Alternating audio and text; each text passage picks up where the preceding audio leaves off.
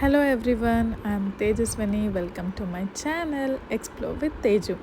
So ಇವತ್ತು ನಾನು ಏನು ಮಾಡ್ಬೇಕು ಅಂದ್ಕೊಂಡಿದ್ದೆ ಅಂದರೆ ಒಂದು ಪನ್ನೀರ್ ಡಿಶ್ ಏನಾದರೂ ಮಾಡೋಣ ಅಂತ ಅಂದ್ಕೊಂಡೆ. ಸೊ ಫಸ್ಟ್ ನನ್ನ ತಲೆಗೆ ಬಂದಿದ್ದು ಪನ್ನೀರ್ ಕ್ಯಾಪ್ಸಿಕಮ್ ಟ್ರೈ ಮಾಡೋಣ ಅಂತ. It's very simple and easy ಕೂಡ.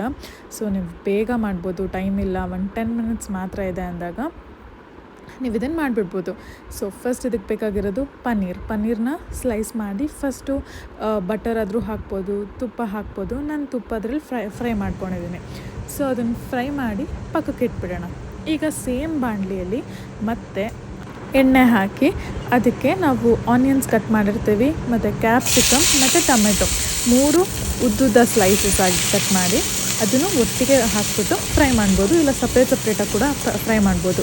ಸೊ ನಾನಿಲ್ಲಿ ಒಟ್ಟಿಗೆ ಹಾಕ್ಕೊಂಡಿದ್ದೀನಿ. ಅದೇ 1 ಸ್ಪೂನ್ ಎಣ್ಣೆಗೆ ಇದನ್ನು ಸಿಮ್ಮಲ್ಲೇ ಇಟ್ಕೊಂಡು ಫ್ರೈ ಮಾಡಬೇಕು, ಇಲ್ಲಾಂದರೆ ಅದು ತುಂಬ ರೋಸ್ಟ್ ಆಗಿ ಮತ್ತು ಸ್ಮೆಲ್ ಬಂದು ಅದೊಂಥರ ಫ್ಲೇವರೇ ನಿಮಗೆ ಸಿಗೋಲ್ಲ. ಸೊ ಆ ಫ್ಲೇವರ್ ಬರಬೇಕು ಅಂದರೆ ಅದು ಸ್ವಲ್ಪ ಲೈಟಾಗಿ ಕ್ರಿಸ್ಪಿಯಾಗಿರಬೇಕು ಅಂದರೆ ಸ್ವಲ್ಪ ಮಾತ್ರ ಫ್ರೈ ಮಾಡಬೇಕು. ಅದು ನಿಮಗೆ ಗೊತ್ತಾಗುತ್ತೆ ಆ ಟೆಕ್ಸ್ಚರಲ್ಲಿ.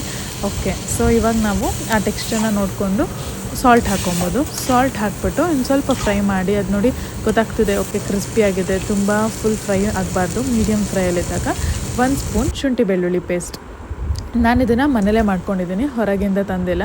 ಸೊ ಇದಾಗಿದ ತಕ್ಷಣ ಮತ್ತು ಪನ್ನೀರ್ ಪೀಸಸ್ ನಾವು ಯಾವುದು ಫ್ರೈ ಮಾಡ್ಕೊಂಡು ಇಟ್ಕೊಂಡಿರ್ತೀವಿ ಅದನ್ನು ಹಾಕಿ 1 ಸ್ಪೂನ್ ಖಾರದ ಪುಡಿ, 1 ಸ್ಪೂನ್ ಅರಿಶಿನದ ಪುಡಿ, 1 ಸ್ಪೂನ್ ಗರಂ ಮಸಾಲ, 1 ಸ್ಪೂನ್ ಧನಿಯಾ ಪೌಡರ್, ಇದಿಷ್ಟು ಹಾಕಿ ಫುಲ್ ಫ್ರೈ ಮಾಡಿ ಅದೊಂದು ಸ್ಮೆಲ್ ಬರಬೇಕು ನಿಮಗೆ. ಓಕೆ ಇದು ಫುಲ್ ಕುಕ್ ಆಗಿದೆ ಗೊತ್ತಾಗುತ್ತೆ ನಿಮಗೆ.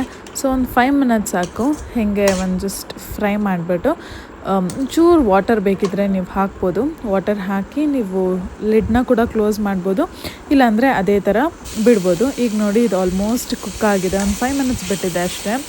ಅದೊಂದು ಸ್ಮೆಲ್ಲು ಬರ್ತಿದೆ. ಈಗ ನೀವು ಆಫ್ ಮಾಡ್ಬೋದು, ಇಲ್ಲ ಅಂತಂದರೆ ಅದು ತುಂಬ ಫ್ರೈ ಆದರೂ ಟೇಸ್ಟ್ ಚೆನ್ನಾಗಿ ಬರೋಲ್ಲ, ಫುಲ್ ಸೀದೋಗ್ಬಿಡುತ್ತೆ. ಸೊ ಈಗ ನಾನು ಆಫ್ ಮಾಡಿದ್ದೀನಿ. So it's ready. Paneer capsicum dry is ready ನಾವು. ಆರಾಮಾಗಿ ಹಾಕ್ಕೊಂಡು ತಿನ್ಬೋದು. ಸಖತ್ ಸ್ಪೈಸಿಯಾಗಿ ಟೇಸ್ಟಿಯಾಗಿ ಮತ್ತೆ ಮಾಡ್ಕೊಂಡು ತಿನ್ನಬೇಕು ಅನ್ನೋಷ್ಟು ಚೆನ್ನಾಗಿರುತ್ತೆ. ತುಂಬ ಅಂದರೆ ತುಂಬ ಚೆನ್ನಾಗಿರುತ್ತೆ. ಎಲ್ಲರೂ ಒಂದು ಸರಿ ಟ್ರೈ ಮಾಡಬೇಕು.